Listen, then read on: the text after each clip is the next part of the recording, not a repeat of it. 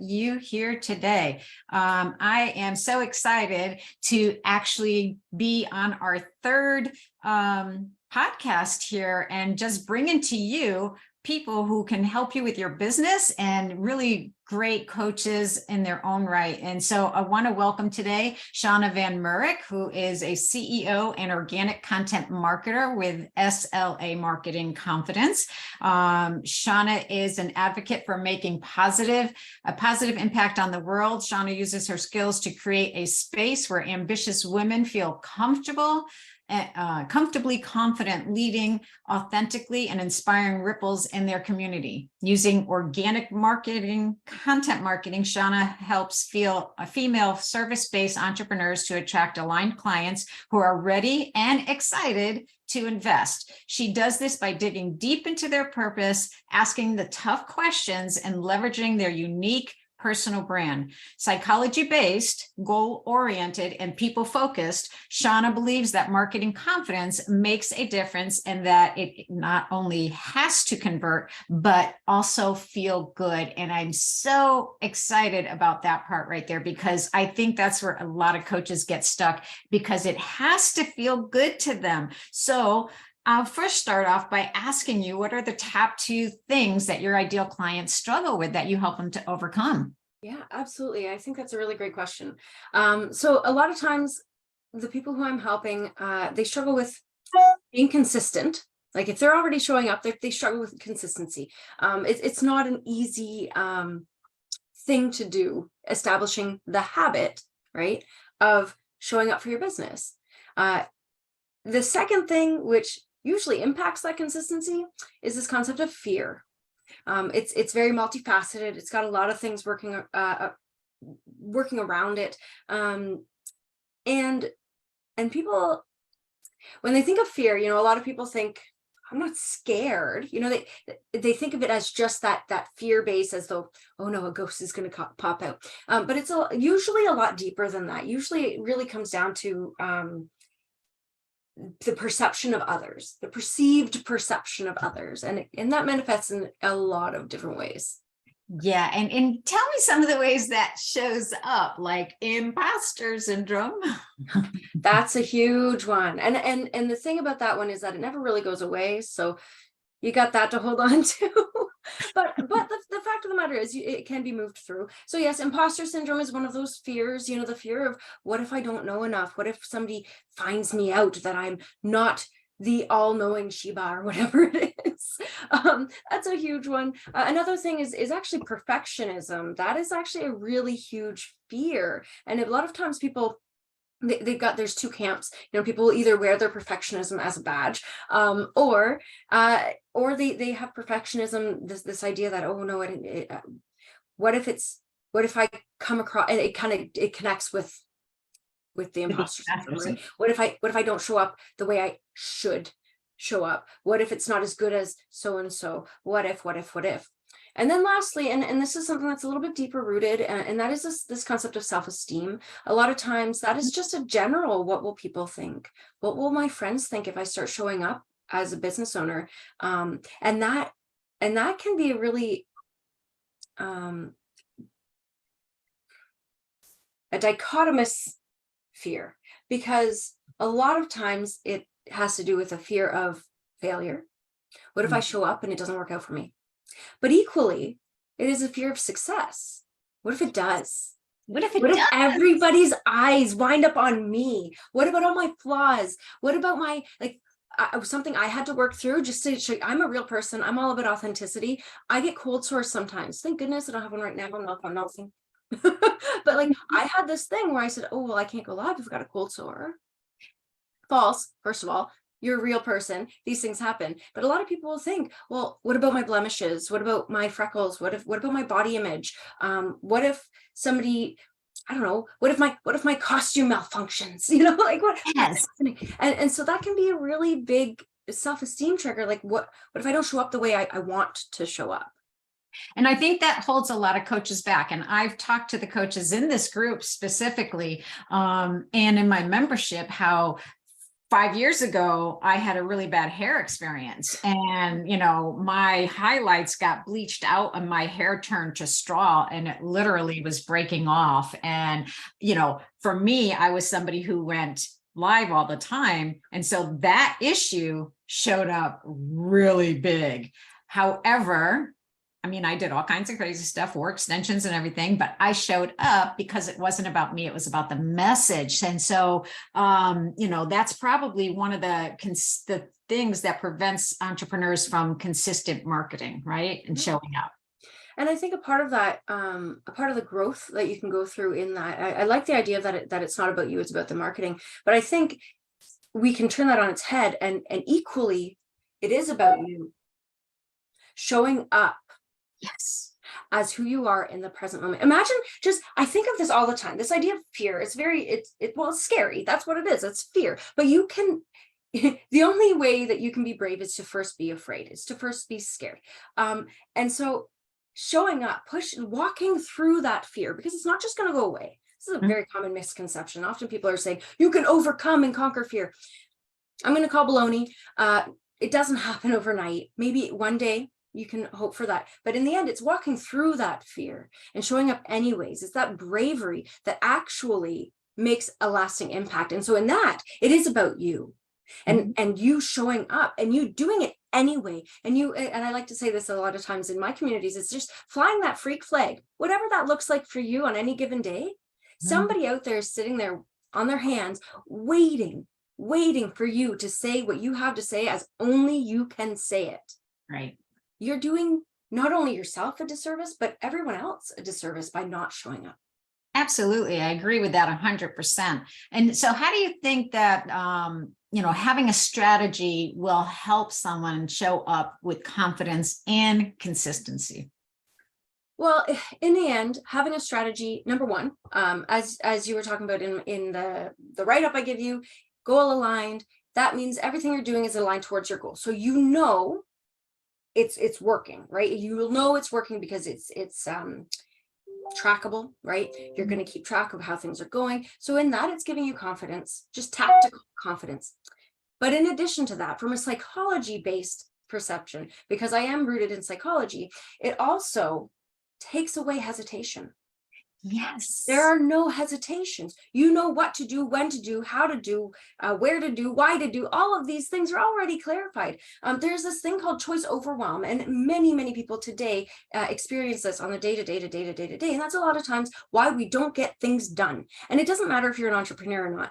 Right. Truly, it's just this idea that we are presented with so many choices in the day that we become overwhelmed. Choices become harder that shouldn't really be hard. And so taking away some of those choices by already having the system in place makes some of the bigger, more important choices that you have to make easier to make. Right. And I always say, the only thing standing in the way of a choice is your decision. Yeah. Right. And as a Gemini, I know.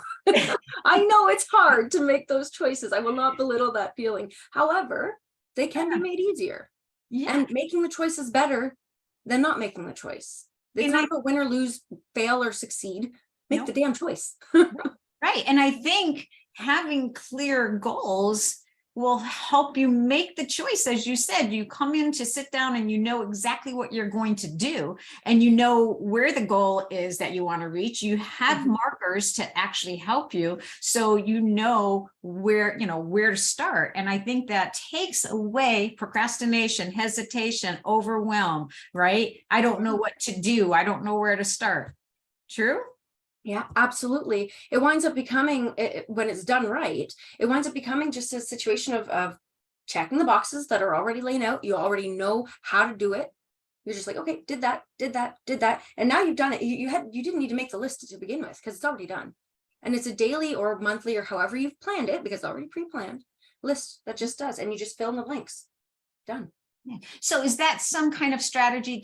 Give us an overview of a strategy that you put in place. Is that what it is? Do you make a checklist for people that, here's what to do throughout the content? Or I suppose you could say that that's somewhat of what we do. So because we're going through all of my key things here: psychology based, goal oriented, people focused. And so what's interesting is that being people focused and being when you said, about having a content marketing strategy that not only converts but also feels good, it needs to feel good to you, but it also needs to feel good to your clients, right? So you need to have that reciprocal nature. You don't want to feel salesy, and so having the system in place really helps you out. And it tells you, like you say, this checklist, it's more of I want to call it more of a guideline, such that, okay, by this point in your cycle, whatever the chosen cycle is, because it's based on you and your unique circumstance, because I do believe that life and business is intricately intertwined. We cannot, there are marketers out there who will tell you, here's the marketing plan, do this plan, regardless of your situation. You do this exact same plan. But I feel like that is unfair. When you've got, let's just say you've got a full-time male business owner, a full or part-time female mother business owner. These two situations are excruciatingly different. You cannot possibly you can't ignore the fact that this mom has 3 kids. You can't ignore that. No. Her roles and responsibilities are different. So that checklist that you talk of, the guideline, will look differently for different people. Now, for example, for myself, I'm an open book. I'm a very transparent person. I have a monthly guideline. I plan 3 months out. I create monthly for the month ahead.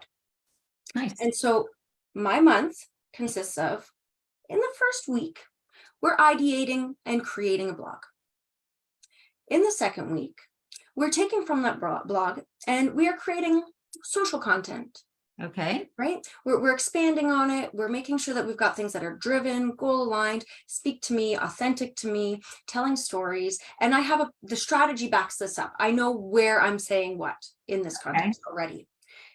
In the third week, I'm probably repurposing that into emails, doing the graphics. Because I'm not a graphic designer, that tends to take a little bit of time. I've outsourced it on certain occasions when I'm like, okay, guys, listen, I can't do it this month. Right. It's really important to have a team, people in your back pocket to help you out.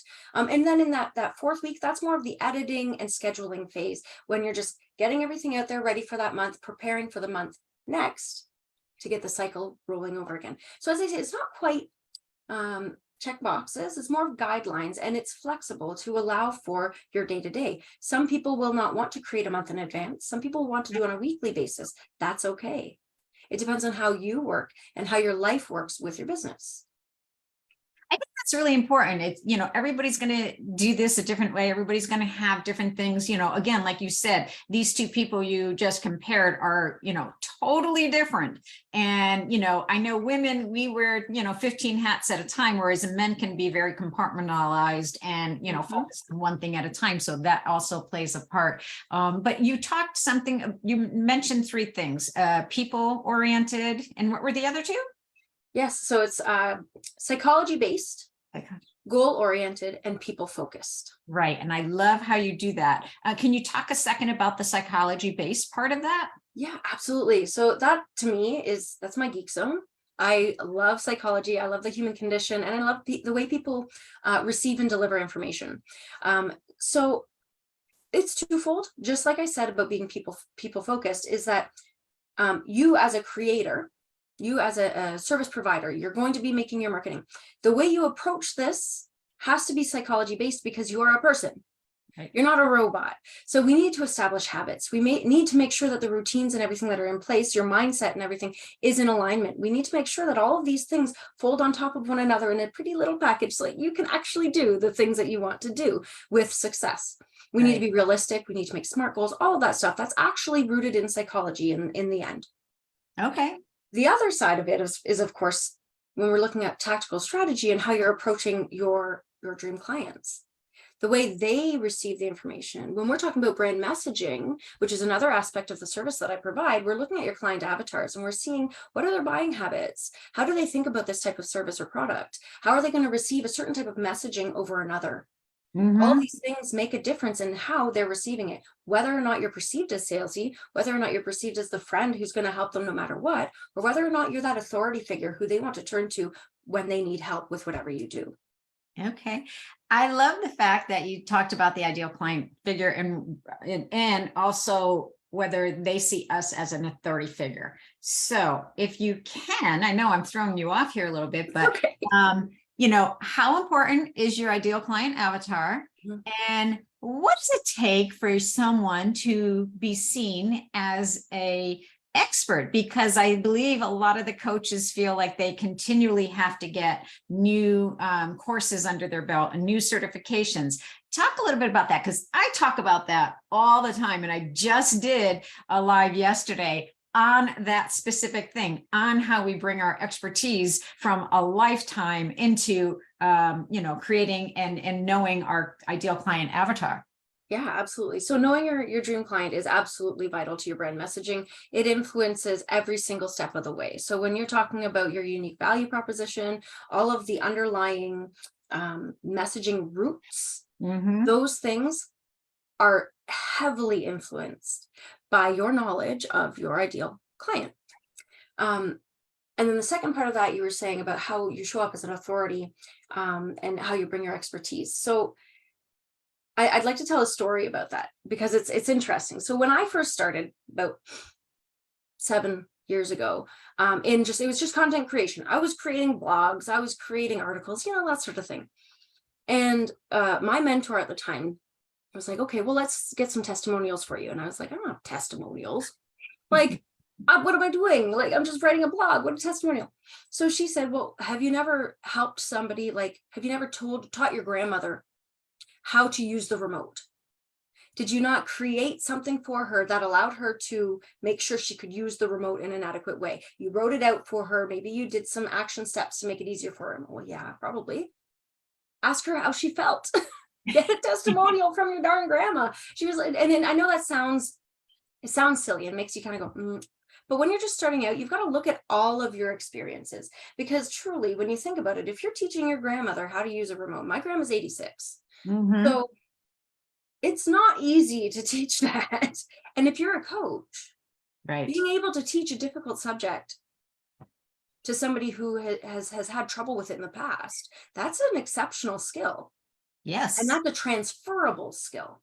Yes. So it's important not to belittle those experiences. Now, that's pretty extreme example, but it's fun to use because everybody's got an elderly somebody in their life who they kind of roll their eyes at technology. So understanding that every single one of the things that you've done in your life has influenced where you are now, that realization in and of itself can change the way you're showing up for yourself and your business. Yes. And it also is a lot of value in all of those things. I mean, my background's in occupational therapy, so we would call that adaptive. How do you adapt something for somebody and how do you break it down piece by piece? And tying your shoe has I think 27 actual steps to it. So, that value is what you're bringing to the client. And I love that you mentioned somebody's unique value proposition or yeah. And so I talk about that a lot too. It's okay to charge for the value that you bring. So I think that's really, really important. So let's skip a little bit and say, what if you don't even know what to say in your marketing? Like, what if these coaches, they have all this material, but they just don't know how to put it out there and what to say? And obviously having your ideal client avatar is going to help you with that, but how can you help them out with that? Well, the first thing that I typically tell people, and I've actually got a workshop on this. It's called the What to Write workshop. And I'm going to get on my soapbox and tell you what I typically tell people in my workshop. So here's a freebie for you. Good. I love freebies. We all love freebies. Right? And actually, I've hinted at it already in this conversation because it's really, really important. So you often think that you've got nothing to say. I know you, meaning everybody, every single person on this planet is like, well, everybody knows that. But here's the thing, the way you're thinking is probably like step 382. And the person you're speaking to probably maybe knows step 2. Okay, that means you have 380 new things that you could tell them. And you're just swiping it away. Stop doing that. So you have really amazing things to offer and you don't know what they need. at any given time. And in fact, what they needed yesterday may not be the same as today. So it's really important to share what you have to say. The thing that to you is blasé, the thing that to you is like, last year's news, could be that epiphany somebody needed to take a leap. Like, and I don't mean just like baby steps. Maybe that little thing that you don't think is valuable anymore is the thing they needed to take a leap in their mindset, in their body, in their world, to get to the point where they're ready to invest in working with you. Yes, Share absolutely. it anyways. Share, keep sharing, keep reinventing things that you've explored in the past, and share again. Right. Just keep showing up. Yes. And I think we have to remember all along the years, we have had that epiphany, even though we might have been told something, the same thing 10 times, one person's message stood out to us. Yeah. Because of the way they said it, their personality, their energy level when they said it, our readiness to receive it, right? So that's the things that we have to keep in mind. And I think we forget about that. And so one of my last questions for you would be, how do you stand out in this oversaturated market and make sales without sounding salesy or overbearing? Because I think that this is another big issue that challenges the coaches, because they feel like there's so many influencers out there and so many people in the coaching world and so many people working on gut health or menopausal issues or whatever their niche is. So how can you help them through some of that? So, I mean, everybody watching is going to roll their eyes hard. I know. Be yourself. Be authentic. This is really important. And it's, I know it's been a buzzword, but it's been a buzzword for a reason. And this is actually something that I've spoken about in the past. And these buzzwords, people say, avoid this buzzword, that buzzword, whatever. They're buzzwords for a reason. Right. Just like cliche. People will say, oh, I know it sounds cliche, but it's cliche for a reason. There's impact. People see value in saying it. So please bear with me. Be authentic. Lean into who you truly are. I live in this world that I like to call the two icities, right? So being authentic is one of the authenticities, right? Simplicity is the other thing. And here's the cool thing about these two things. The more you lean into your authentic self, you explore, what does it look like to be me? You try to decondition yourself, because remember, you've been conditioned since birth. Yes. Right? You decondition yourself, you lean into your authentic self. Those choices we spoke about earlier that are tricky to make become simpler, because you know who you are, you know the direction, the path that you're trying to follow. As those decisions become simpler, leaning into your authentic self also becomes easier. And then you've got this cyclical process where you're just able to show up. You're able to live life in a simple, aligned manner that is true to you. And that will naturally attract the people who are meant to be with you. While you're doing this, of course, you're going to think strategy. You're going to think, how can I position myself to be different and better than the other people in my field? But you already are different by being authentic. So now the better part is just showing up, because truly, like that's 9/10 of the battle. Right. There's so many people who are just not showing up.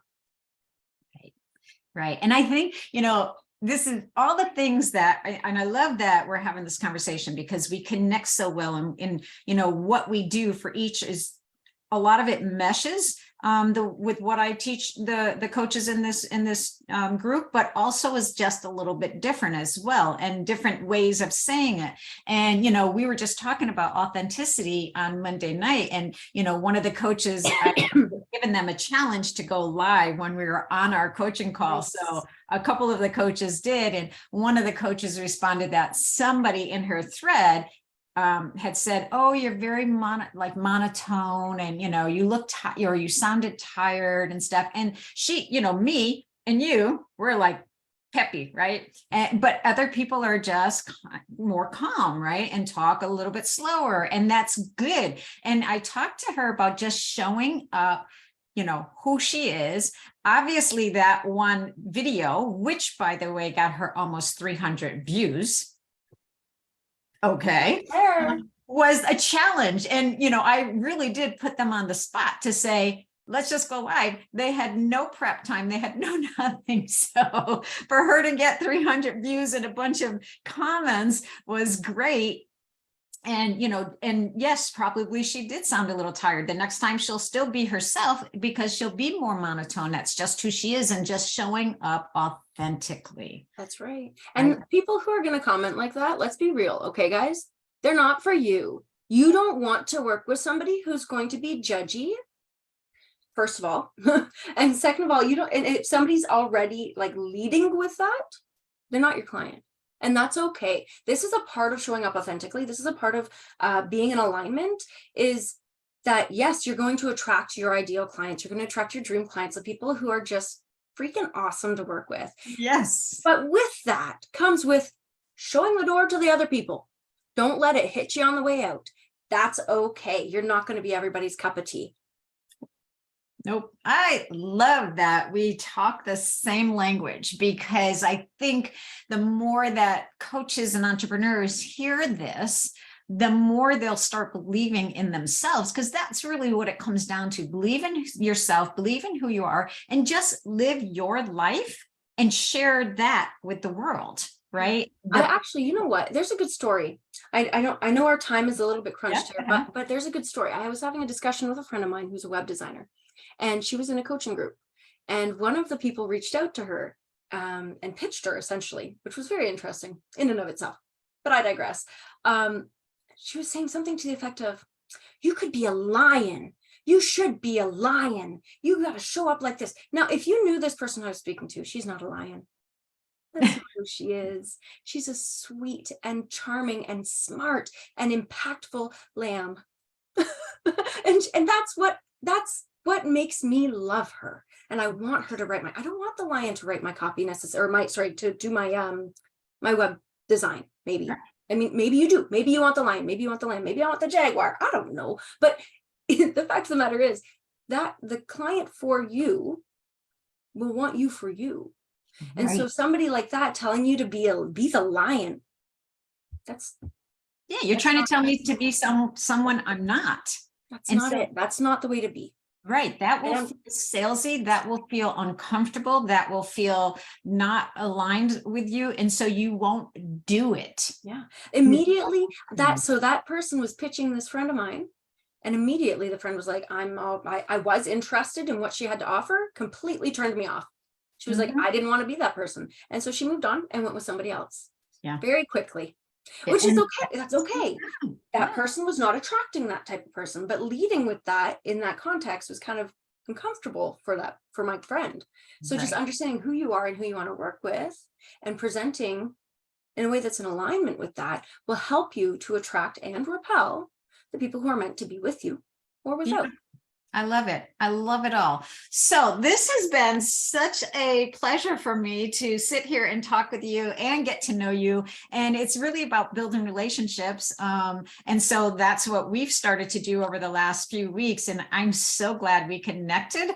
And so I look forward to some kind of collaboration in the future with you. But for now, what's the best way for any of the coaches in this group to connect with you? Or do you have a freebie that you can offer them? Or what's the next step for them? Well, I'm everywhere. I'm going to be honest. I don't practice what I preach very well. I usually tell people, especially when they're getting started, to choose one platform. I'm on like most of them. Okay. The key ones anyways. You're going to find me on Facebook, Instagram, and LinkedIn. You can say hello to any of those places. I will say hi. I don't bite. So truly reach out and just say hello. Absolutely. Absolutely. I love that. And just remind me, because I think you do have a workshop coming up. I do. I actually have, interestingly, I have there's 3 workshops that happen cyclically throughout the year, except for in the summertime when I take the summer off. Nice. Because I can. It's not fun, truly, guys. It's a thing to be able to set your own hours. That's a level of empowerment that I encourage you to embrace. So yes, 3 workshops. The first one is the What to Write workshop, which we discussed briefly earlier. That one will be happening. What are we in? April. There will be a What to Write workshop. The one coming up though is the Goal Aligned Marketing workshop. So that's where we're actually going to go through and we're going to map out what it does look like to plan your marketing in a way that respects your personal life and also your promotional time. And of course, that in between time that I discussed earlier about when are you creating what? Yeah. And how do you work that into your schedule and align that with your goals? That one's coming up in March. And we just had the storyteller workshop. So that one, March, April, May. So that one would be, wait, 8. There are 3 of them, guys. I've got a link. I can share you the link. Yes, You can figure out where it is on the calendar. So goal aligned Okay. marketing, storyteller, and what to write workshop. They're really Awesome. fabulous places to hang out. And the people who attend it, it winds up turning into like not only an educational space for you to learn and grow and workshop these topics, it's also almost every time turns into a mastermind or a micromind because there's 10 people only in each. So maybe it's a micromind. There you go. There you go. I will make sure, guys, that I post the link and this video in the group, and you'll have access to that. We're also going to be posting it on my YouTube channel as well, but you'll be able to connect with Shauna, and she's very informative, and I hope this was helpful. If it was, I want comments down below so that I can actually know exactly what else that you guys are looking for. Sorry, I just put on the Facebook group. That's okay. It's good. And ask questions in the comments too, and tag me because I'm happy to answer questions. As I said earlier, I'm transparent, very open book. I'm here to help. I want to see you succeed. Awesome. Well, guys, we're going to let you go for now, and we'll see you next time. And I'm excited about this. So thank you, thank you, thank you.